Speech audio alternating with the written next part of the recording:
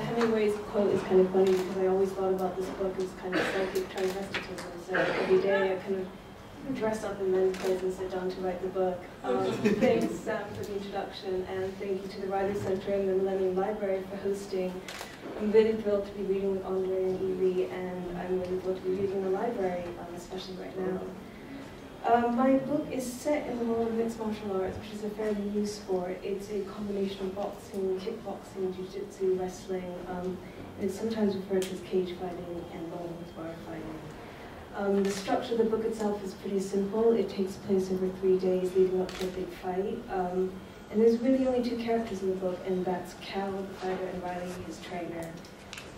So the passage I'm going to read is from the start of the book, and it's Riley remembering what it was like the first time he saw Cal. The first time he saw Cal, it opened up a feeling. A big feeling, like a road running out to the horizon. He just took off down that road. He didn't look back. He didn't even think. He just grabbed the kid and ran. The feeling went off in his head. The rest of him was still watching the kid. The rest of him was standing there, just trying to take in the way he worked. It was a high school wrestling room, pretty much like any other high school wrestling room. Only a couple guys had turned up for practice. The place smelled like feet and sweat, and fluorescent lights buzzed the whole time. The semester had ended. Graduation was a week away, and the place was barely running. He stood. He watched. He kept looking for flaws. He kept thinking he wouldn't be able to keep it up, being so good, being so full of the talent. Riley could barely breathe with it. He was afraid he'd blink and miss something.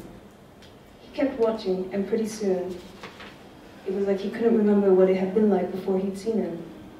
It was like the kid had wiped out his memory of everything else. When practice ended, he went up and introduced himself. He talked to the kid. He was about to graduate from high school. He wasn't going to college. He was thinking about taking a job at the hardware store. He had a rack of wrestling medals in his bedroom, but he figured they weren't going to do him much good in the real world. Riley listened. Then he talked. He told the kid to come to the gym. He said there was money to be made. He said there was a life to be made, a life that was more than some hardware store. The kid looked at him. He listened. He said he'd have to keep the job at the hardware store. He said he couldn't give that up. Riley told him he could keep the job. He said he could keep it for now. Riley thought a year. He thought a year of training, and the kid would be ready for his first fight. He was wrong. The kid scored his first knockout the second week of practice. He let out a big overhand right from straight out of nowhere, and the other guy was out cold. The whole room went quiet. They stared at the kid. He looked back at them. "I didn't mean it," he said. They kept staring at him. "I don't know what happened." 1 month, and he was looking as good as guys who'd been training for years. 3 months, and he'd outgrown the team. Riley had picked the kid for his wrestling skills. He picked the kid because of his groundwork. Knockout power was a bonus. Knockout power like the kid had, that was the kind of bonus you prayed for night and day. That was the kind of thing you waited for a lifetime. After 3 months, he figured he was ready for a fight. He booked the kid local. He trained him hard. He got the kid ready. He knew this was a test. Some guys couldn't take it out of the gym. The first time was the hardest. You saw things the first time. Before the fight, Riley was so nervous he had to make a run for the bathroom. He hung his head in the toilet and hurled up his stomach twice, and then he felt better. The kid knocked out the other guy in 23 seconds. Riley watched him from the corner. He counted the seconds. He counted them out, and by the time he reached 23 and the other guy was falling to the canvas, his heart was racing, and a part of it was sinking too, because he figured this was it. Cal was the one. The kid had everything a fighter needed, and if he didn't become champion, then Riley would have no one to blame but himself.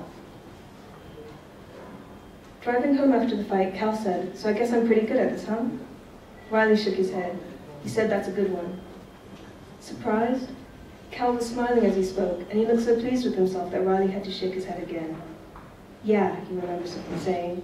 "Yeah, you have me pretty surprised back there." After he said it, Cal had looked even more pleased.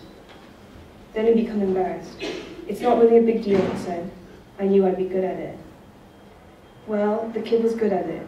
There was no other way of putting it. He was good at it, and pretty soon it was like the game was happening to him instead of the other way around. He kept going up. He went up so fast that Riley started thinking maybe it would never end. He started thinking maybe that this was the way it was. That was when everything changed. He started getting used to it, and then the way it was just stopped.